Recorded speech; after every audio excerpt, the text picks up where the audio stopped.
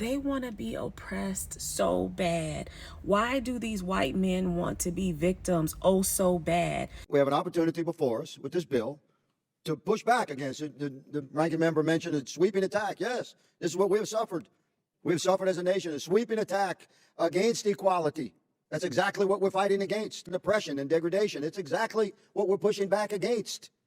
This is a bill that eliminates government-sponsored oppression of individual rights, liberties, and freedoms. It is quite simply a strong response to the oppression of our individual rights, liberties, and freedoms as Americans, regardless of color or creed or political affiliation or where you stand upon the economic strata, what your background is or your heritage.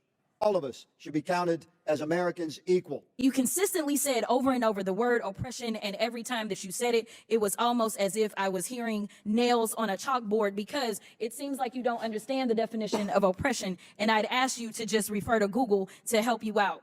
Oppression is the prolonged, cruel, or unjust treatment or control. That is the definition of oppression.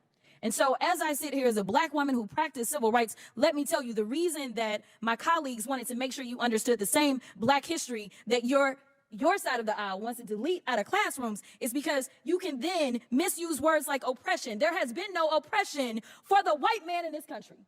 Don't let it escape you that it is white men on this side of the aisle telling us, people of color on this side of the aisle, that y'all are the ones being oppressed, that y'all are the ones that are being harmed.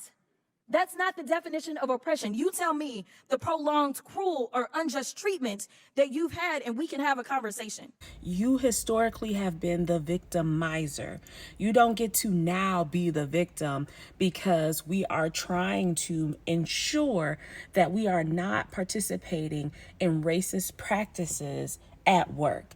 We are trying to ensure that women and other racial minorities who have qualifications for a position are not overlooked, so that you can continue to fill positions with people who look like you. Because historically, that is what you have done. You have historically hired people based off of affiliation, based off of familiarity, based off of similarities, not necessarily based off of qualifications, because 45, Felon 47 was never qualified to be anybody's leader, president, or anything like that.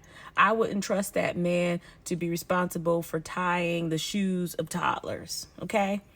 Yet he was able to rise to a position because of his looks and what he sounds like and what he says, and it's familiar to you and it's something that's similar to you. It had nothing to do with his qualifications and being qualified